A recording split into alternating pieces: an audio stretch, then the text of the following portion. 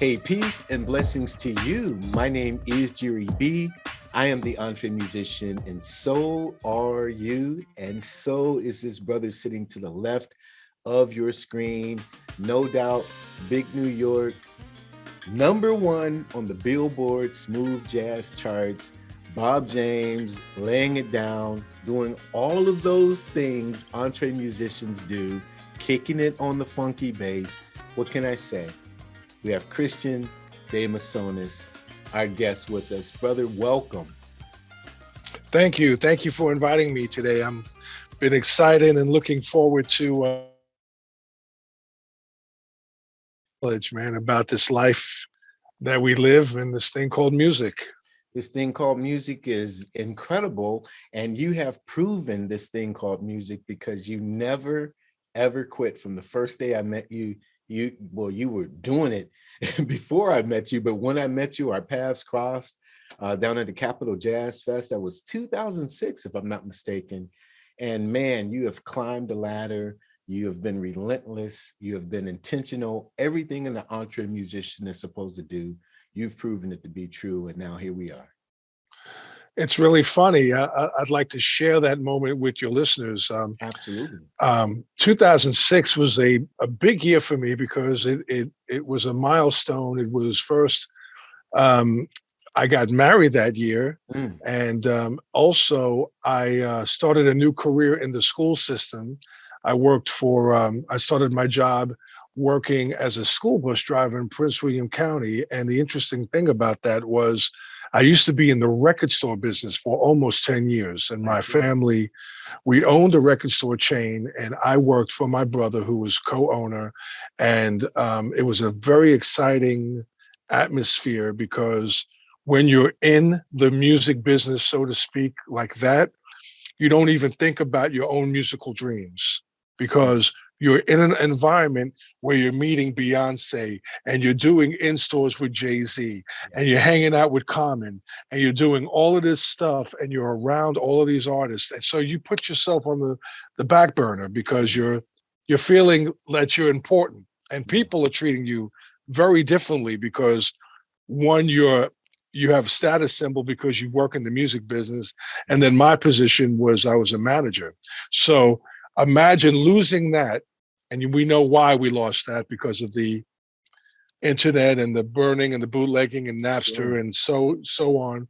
But losing that and floundering and trying to find my way. So 2006, I started a new career and I returned to music. So when you met me in 2006, that band that I put together, Groove School Band at the Capitol Jazz, we were only together for a month. Oh, really? We only played together for a month. And when we went on that stage, in a competition format against you, your band Sound Doctrine, against Reagan Whiteside, against Matt Marshak, against Ken, I always forget his name, the violin player. Ken Ford? Ken Ford. Yeah. And Kirk Whalen was our judge, right? That was eye-opening because I remember after the show talking with you, hanging out with Reagan, hanging out with you. I didn't get to talk to anybody else but you two. And Soul Live and Kirk Whalen was, so there was a couple of people that were very, very nice to me. You were one of them. But what a learning experience that was. I thought I knew what it took to be on that stage. And I was green behind the ears. I had no idea what the level of being an entertainer in, I don't want to say smooth jazz, but let's just say instrumental music. It's almost like being a rock star. People expect you to jump around. They expect you to hold your sax up in the air. They expect you to spin your bass around your body. I mean, it's like, there's all these expectations. I remember Ken Ford had a fan behind his legs with those big baggy white, remember those big baggy white linen pants he had? and they were flapping in the wind. Right. And, and I'm like, is this what it takes, man? Let me put on my Gene Simmons Kiss boots and my makeup and let me approach this a little differently. But yes, that was eye-opening, 2006, bro. That was eye-opening. That was fantastic. And the one thing that I took a story out of there is really amazing. I mean, I don't get to talk to Ken much at all. But Reagan and Dennis, her husband Dennis, and I, we remain in touch. And the one thing that we did, and I just have to take 20 seconds to tell this because you were right. That was a monumental event in all of our lives. You know, Reagan went on to be number one in that competition, and she had it. I mean, her band was tight, her showmanship was tight, the way she was rocking that flute was right on point. But we had an opportunity through the percussionist that we had on stage with us, Kim Hines, God rest his soul, he is no longer with us, but he had went out with Kim Waters and Bob Baldwin, who happens to be in Reagan's camp.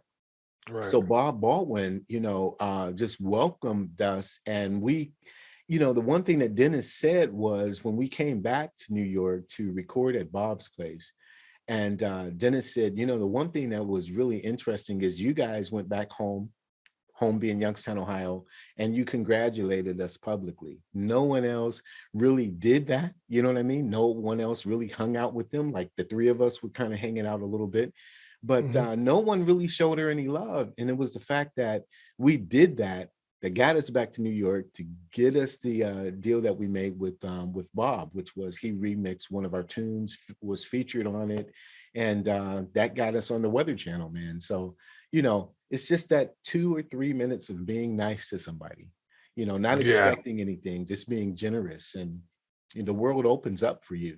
But you have your own magnificent story with the incredible legend who was also there at the Capitol Jazz Fest with Foreplay, and that was Bob James. So you have an incredible single that's out and happening and has hit number one. How did you meet Bob James? Was it as a result of the Capitol Jazz Fest? No, not at all. As a matter of fact, I really didn't. I tried, but I didn't keep in touch with a lot of people from the Capitol Jazz Fest. That that moment after we performed, we lost the drummer. He quit the band, and the band fell apart. And so this is 2006, and it took us till 2008 to find a replacement. And it took us till 2010 to finalize an album.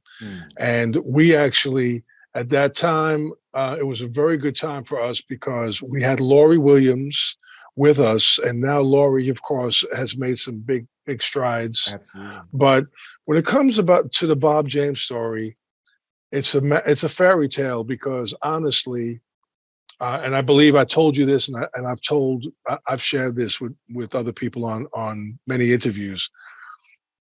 I was reached out. Someone reached out to me in my camp, one of my radio promoters, and he told me how incredible Hispanica, the song was, and that was a song that I composed. And every time I write a Latin flavored song, it's always a nod to my dad, who is no longer with us. And he's from he's Spaniard descent, but he was born in Ferrinafe, and he used to tell me as a kid his lineage was we were associated with this incredible explorer by the name of Antonio Moro, and he designed the bridges in Peru and all of this stuff, And I used to laugh at him. I used to go, "Oh, really, man? Well, will that buy me a sandwich and a cup of coffee today?" And I didn't even believe him until I Googled it and found out that, oh my God, this guy is for real. So the Hispanica thing was a song I was really proud of. And my radio promoter said, "Chris, you have a bona fide hit on your hands. There's only one problem. The vocalist, who is great, Deborah Galan, who I have a lot of love and respect for, actually was not helping me with the song Breakthrough. So he recommended I take the vocals off and I put an instrumentalist on. So I fought against it, and then I slept on it. And the next morning I called him and I said, "Okay, I'm going to take your advice." And then I was talking to a DJ out of the UK, Mike Ricard, who plays my music and is a big supporter of mine. And I made a joke to him. I said, "Wouldn't it be funny if we had like a Bob James character on this song? Bob James style, musician." And he goes, "Well, I happen to be personal friends with Bob James, and I wasn't expecting that at all. So he calls Bob James for me. Bob James calls me back, and Bob James says he calls me via email. He says, "I heard your song. I like it, and I would love to play on it."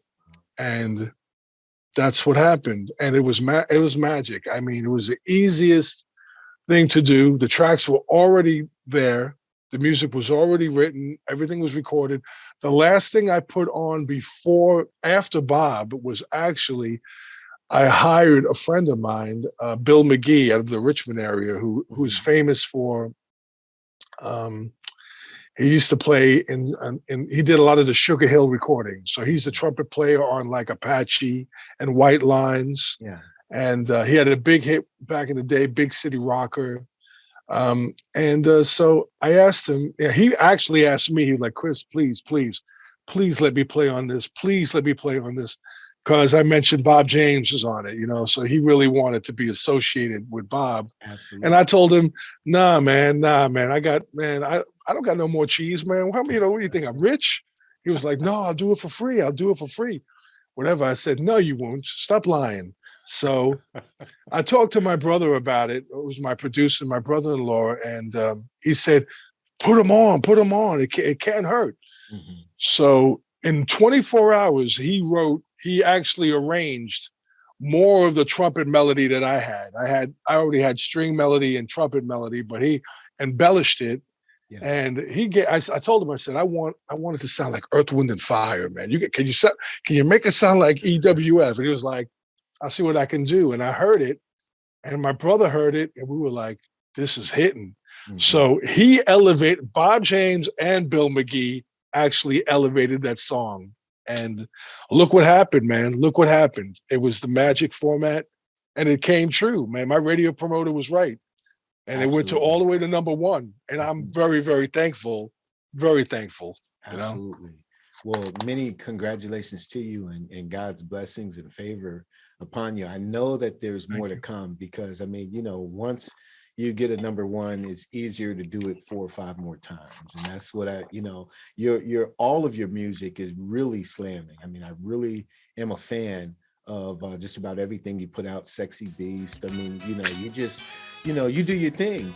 And, it's really interesting. I know your live show is kicking up. I know you've had some shows. I know you have shows to come and whatnot. But, just to have had a little bit of that journey with you to see your relentlessness. Now, I want to talk about that a little bit. But first, I want to take you back to the record store that you own. Now, you played bass prior to running the record store. You were in bands and in music prior to that, though, correct? Yeah, my career officially started. I started at 18 when I left New York and went to Bass Institute of Technology, which was an environment that I keep on talking about in all my interviews because I was surrounded by incredible musicians. I mean, like, Louis Johnson would come in and give us one-on-ones. Ray Brown would give us one-on-ones. Yeah. One of my teachers was Tommy Tedesco, who's part of the Wrecking Crew, the legendary Wrecking Crew, who recorded about 1,000 songs back in the 60s, the Mama and the Papas and Sonny and Cher and the Beach. He's playing. He's on Pet Sounds, man. I mean, come on, bro. That's like saying I hung out with like George Ringo and Paul and Quincy Jones, man, when I was a kid. You know what I mean? So I was surrounded by that environment. And, the only thing I have to say back then about it was that all I cared about was being a rock star. Mm-hmm. Really, really interesting.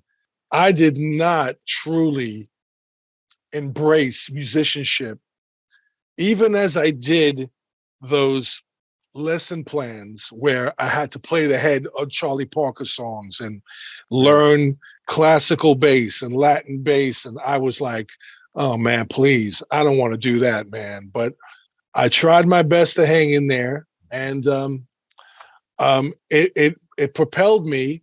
I got a gig in Hawaii after that, which was, to be honest with you, it really taught me a lot about myself and about life because you're a New York City kid, you go to LA, that's a whole nother world. Then you go to Hawaii, which is a complete culture shock. Yeah.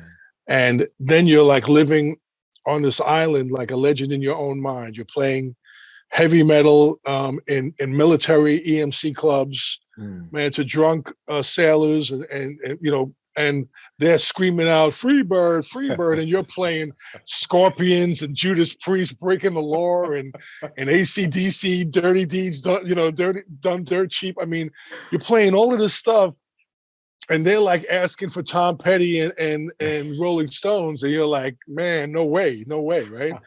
So that was a kick in my butt, but I did leave. I did that for 9 months professionally.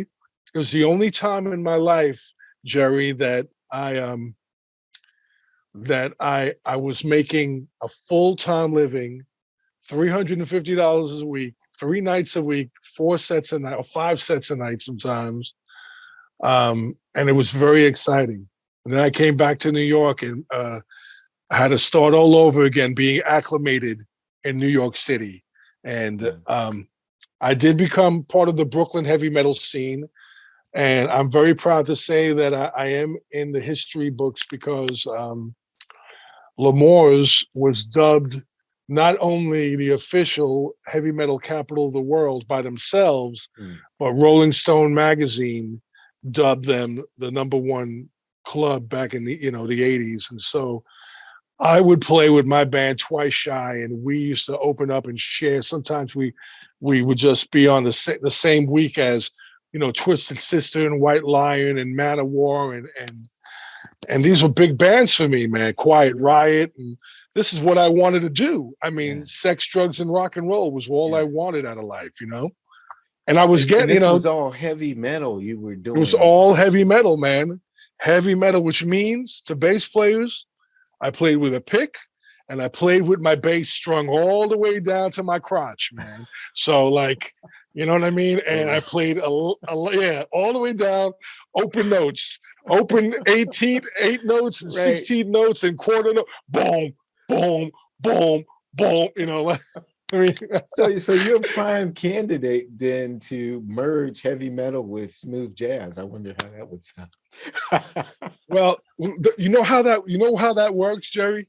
I'll Tell tell me you how about that it. works. The reason why it works, first of all, is if you're a traditional jazz artist, you are not going to relate to heavy metal at all, I don't think. Mm. But if you are a pop artist, you will relate to heavy metal because all those scales are all melodic. I mean, if you listen to like Iron Maiden and Scorpions, they play beautiful crying melodies. And then you listen to Kenny G playing, and he Mm. plays a lot of beautiful melodies. The only problem is you put the word jazz. When you put the word jazz in there, man, you get controversy.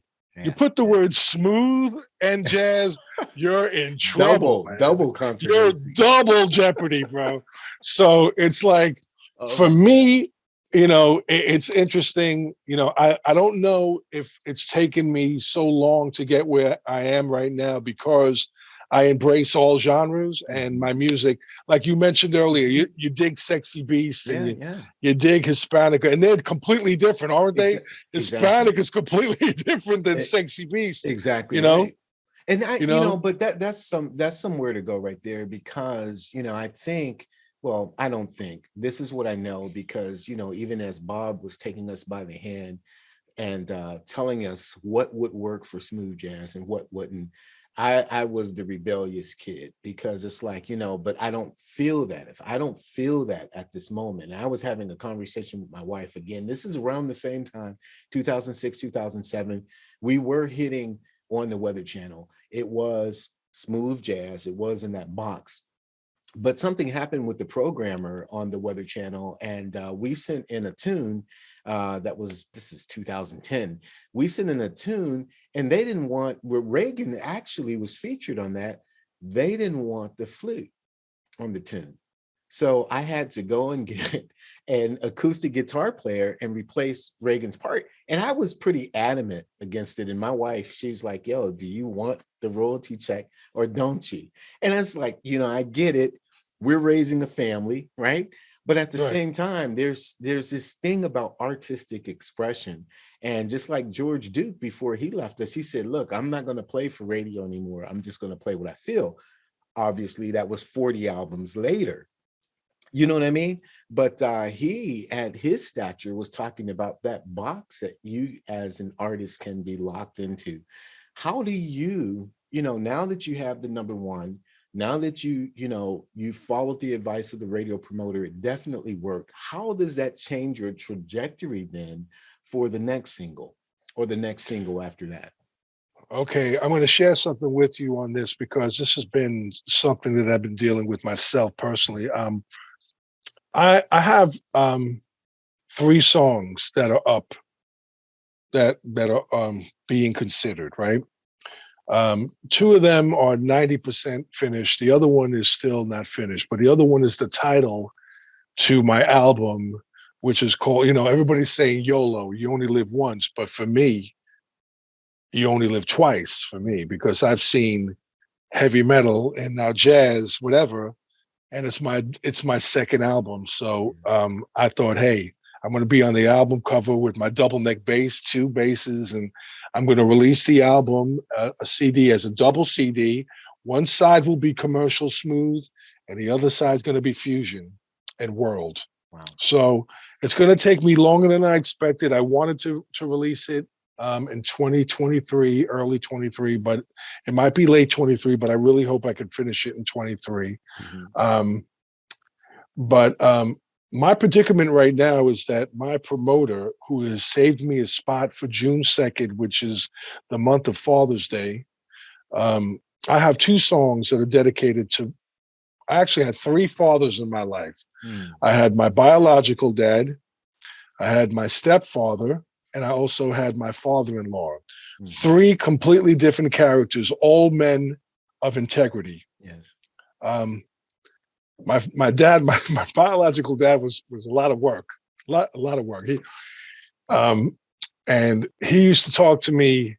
He never approved of my music, never, until the very end, until he heard the Groove School CD and he listened to one song called "Give Thanks," Soldier's song, and he said, "You wrote that song?" I said, "I wrote the melody. I wrote the song. Yeah, I wrote the song." He goes, "You write beautiful melodies." I said, "Thanks."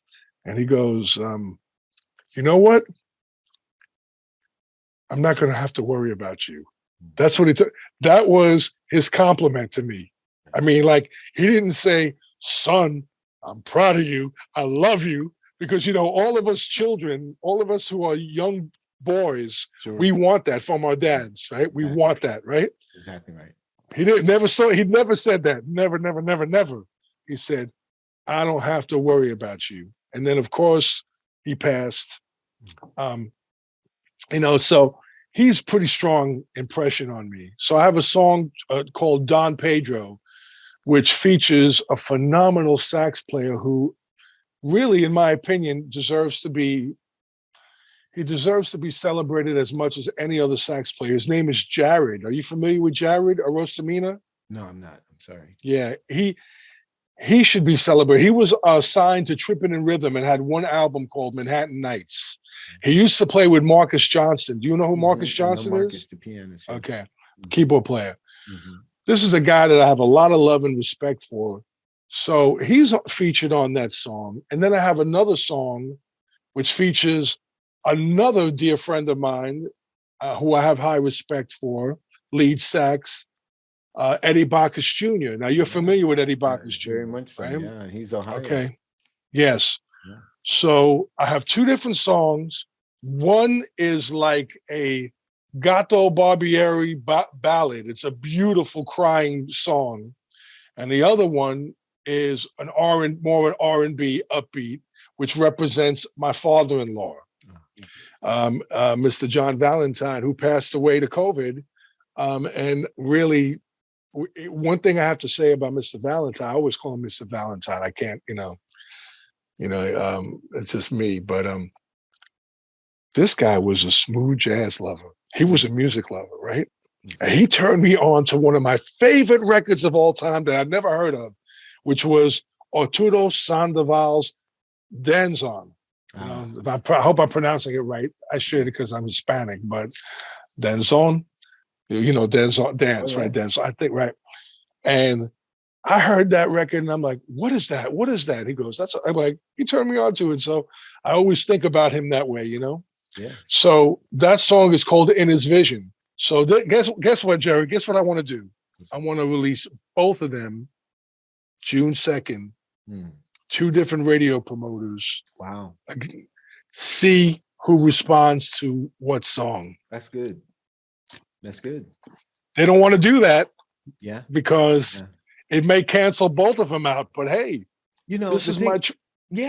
I was gonna. I congratulate you for that because I mean, you only live twice. I mean, and you have to try it. You have to take the risk. And who knows if you don't find 2 different audiences that appreciates the musicality that you bring to the table because you're not presenting to them that one key, that one melody, that one rhythm. I mean, because the truth of the matter is, God bless smooth jazz radio, but 4 hours of it, and it's just like, okay, somebody take a risk. You know what I mean? Did you say 4 hours? I can't take 40 minutes of it. Well, I'm trying to be respectful. I know. What I'm saying is the truth. I mean, that these cats, when they're on stage live, they'll do the radio cut and then they'll go ahead and do the set because they're trying to sweat out there and the people need to sweat. But if you're doing the format, it's that key, it's that tempo, it's that rhythm, it's the same changes. And okay, thank you very much. It's a shame. We're out. It's a shame because, as much as I'm so thankful to Sirius XM and Watercolors and the powers that be that chose Hispanica, and because they chose Hispanica, because they chose to play it, it's afforded me a living. Like it's actually given me an income now. Yeah. And I had an income before with Spotify and CD sales, but it's a modest income. It's not something that you could pay the bills on. And that's a whole nother topic. The whole Spotify. The reality is that we really should get paid 10 cents a spin, 10 cents a stream. Yeah. That's really what we should get. 10 cents a stream. Yeah. That's the reality. Yeah. Not an eighth of a penny. No. You know what I'm saying? So 10 cents a stream.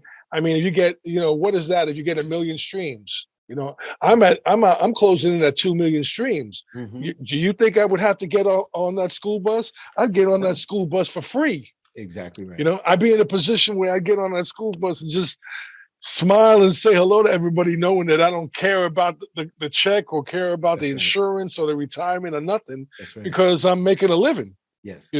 Absolutely. But no, man. Absolutely. So that's a whole nother topic. But I'm very but I'm thankful to Watercolors because they play Hispanica. I don't know if they're going to choose my next song. If they don't, of course, all the naysayers will say something negative, of course. But what are you going to do, man? Dude, I mean, God bless you. You are a musician. You are an artist. Artists present things. I mean, so the days of personally, and I know my age is speaking here, but the days of falling in the box is going to be what it is. I don't want to do it anymore.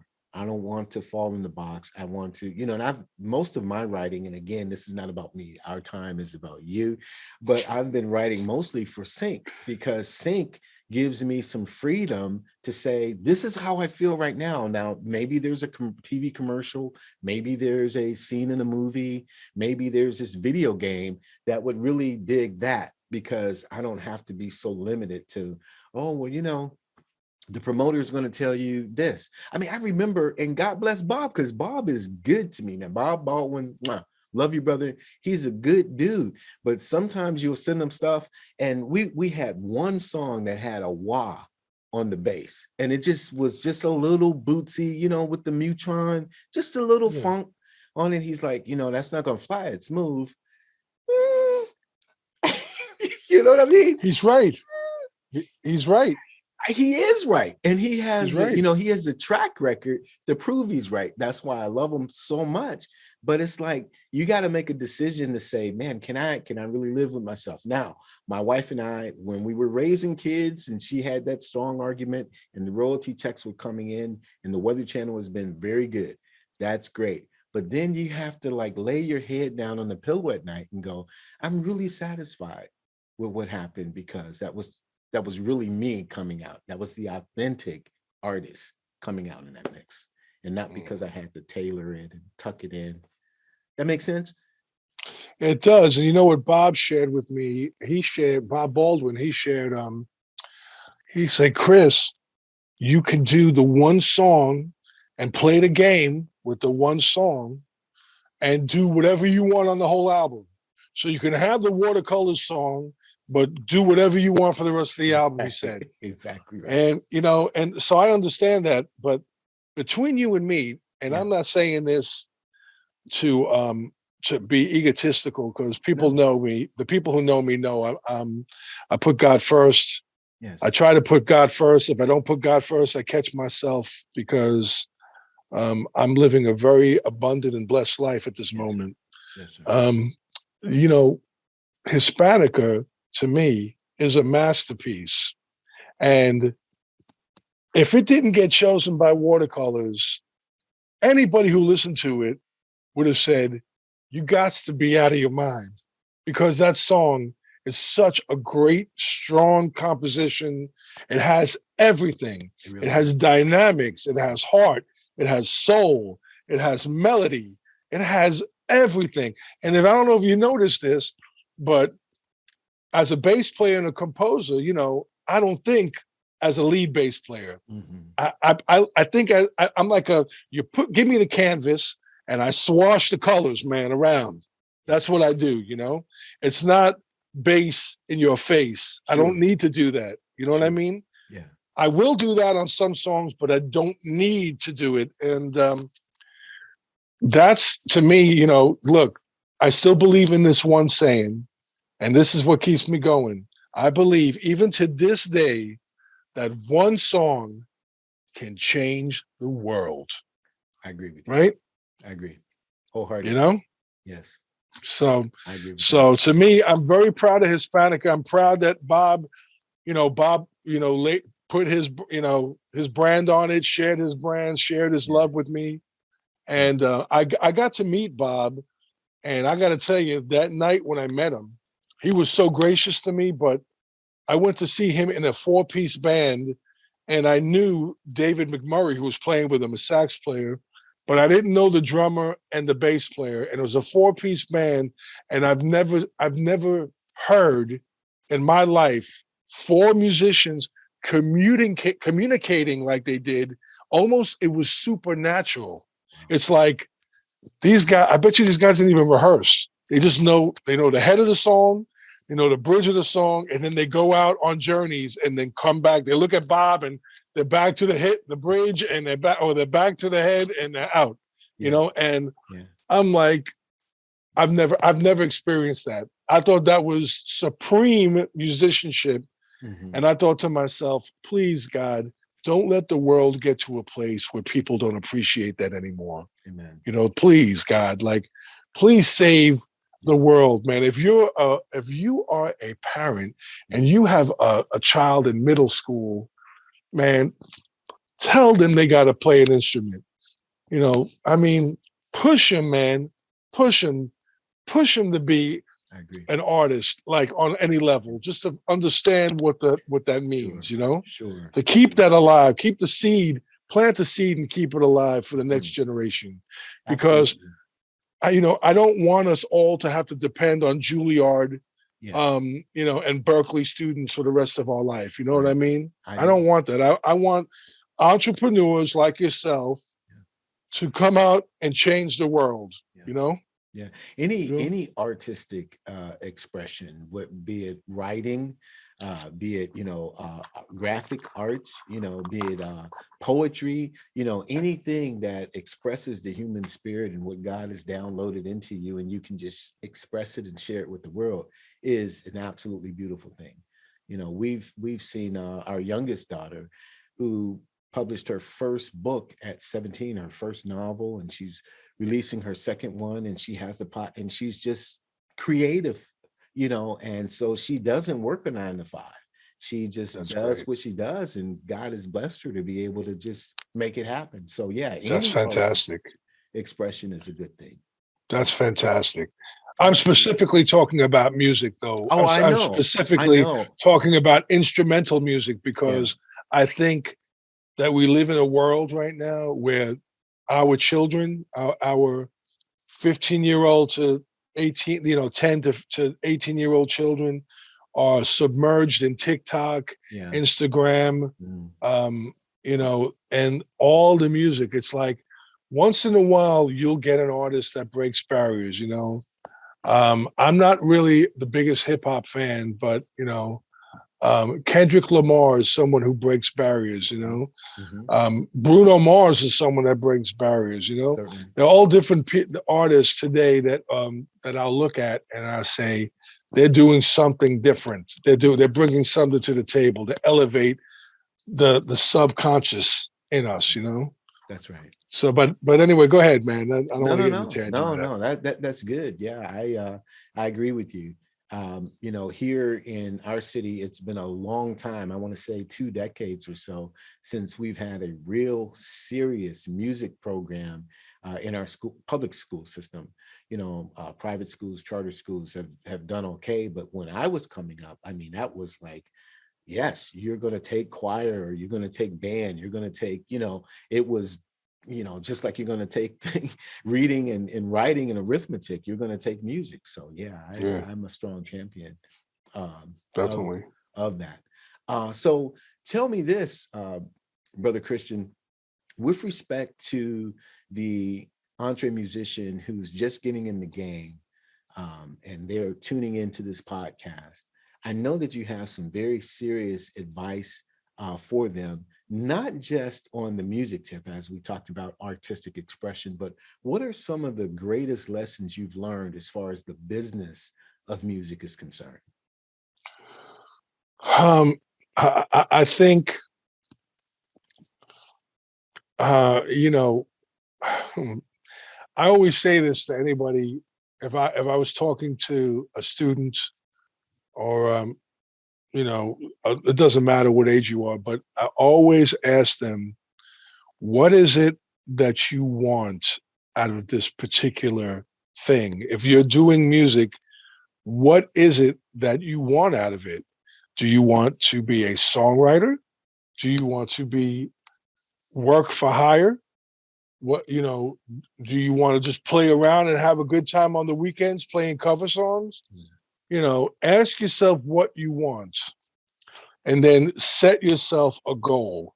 Set yourself a 6-month goal, a 1-year goal, a 3-year goal, and a 5-year goal, depending on your seriousness with this, no matter what it is. I mean, but music in particular, right? Right. Um, if you're a hitman, in other words, if you want to make a living at just playing music, um, that means one, you have to develop your ears.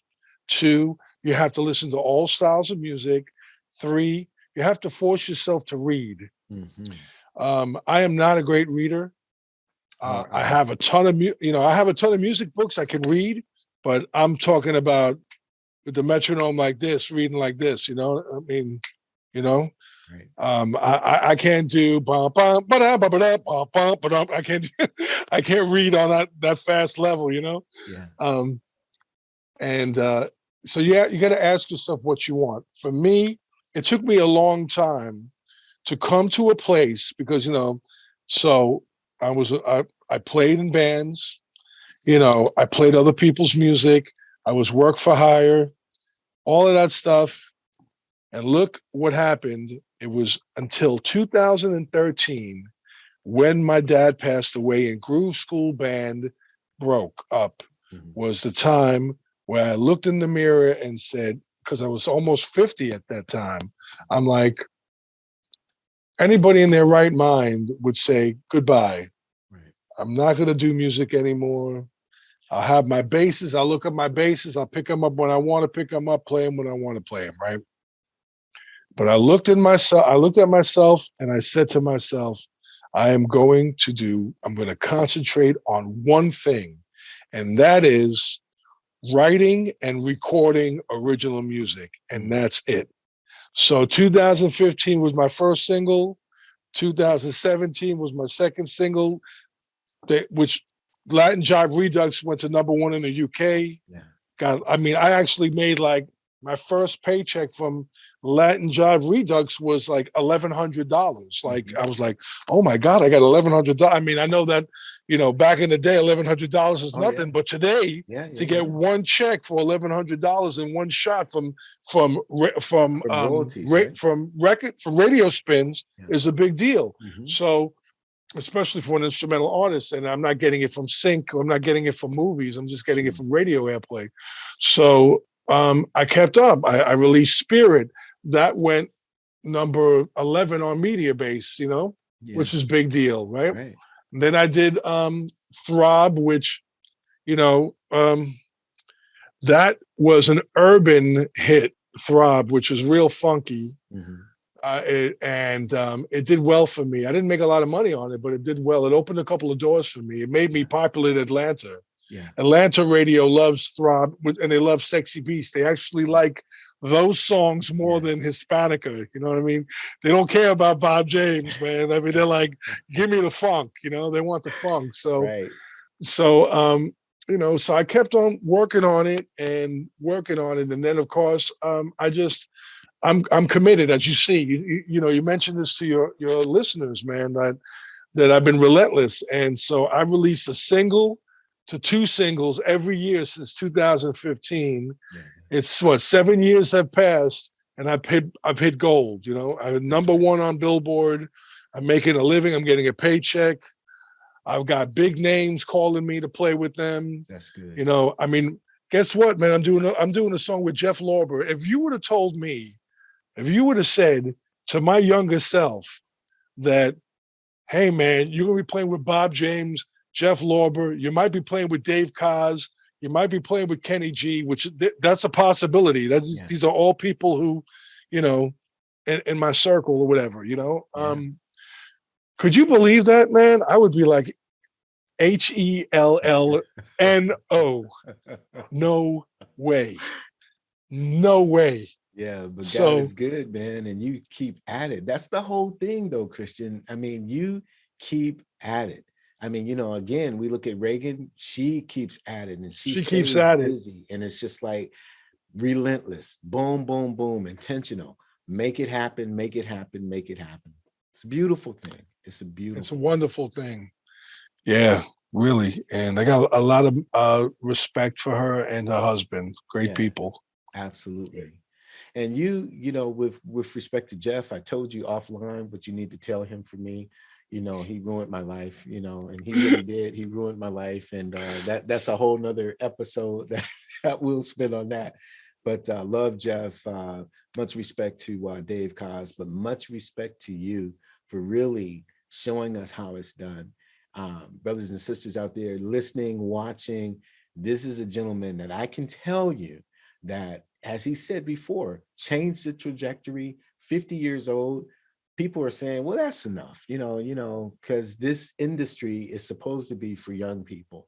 But no, it's for any people who have the talent and the God-given desire to make it happen. And Christian has done it, is doing it, and will continue to do it. Am I right, brother? Thank you, man. And I'm going to be 61 in July, and that may be just a number, but I'm not going to lie. I sometimes I fantasize about what it would be like to wake up one day in my 21-year-old body, because I am not going to lie, man. If I had that kind of energy, which I try to have, I mean, I'm walking now and I'm on the bike, and I'm swimming again, and I'm doing all the stuff I got to do, and I'm eating right, you know. But now today at 60, all that stuff, like if I did it when I was 50, oh my God, I would feel so great.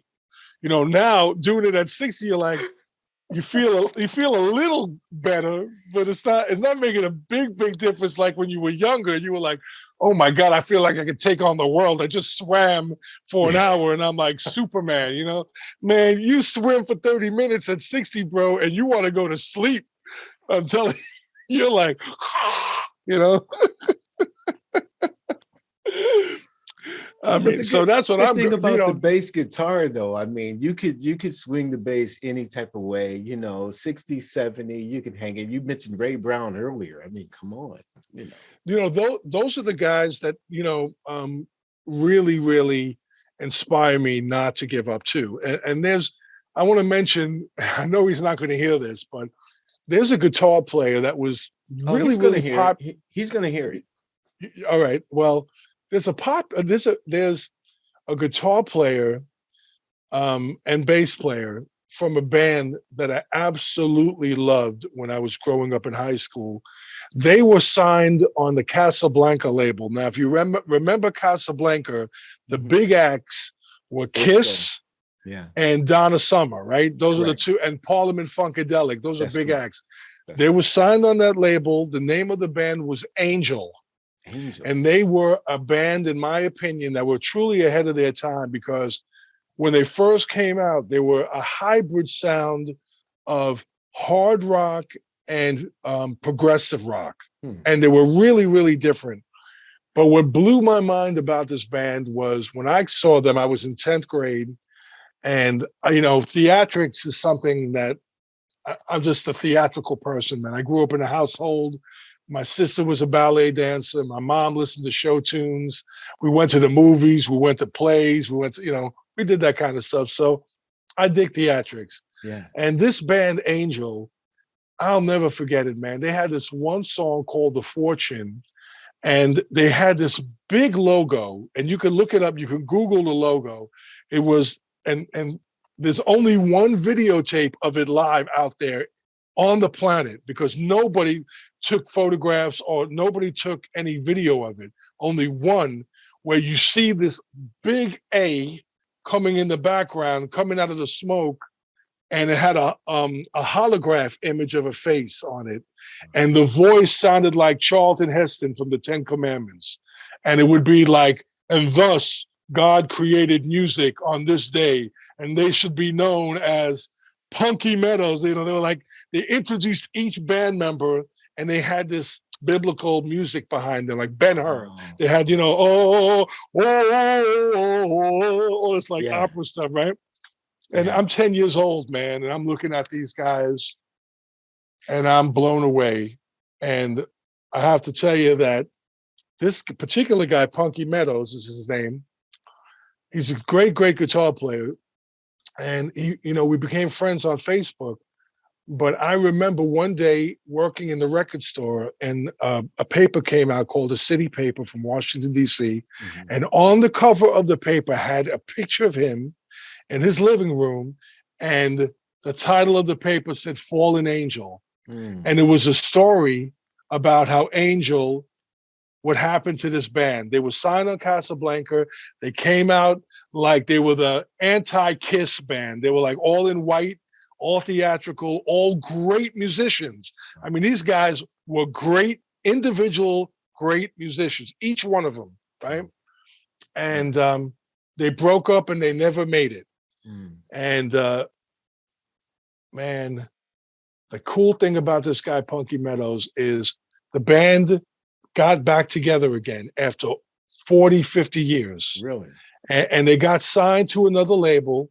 And it's not the original band members, but it's Punky Meadows on guitar and the original vocalist, you know. So everybody else is added, but the two of them together.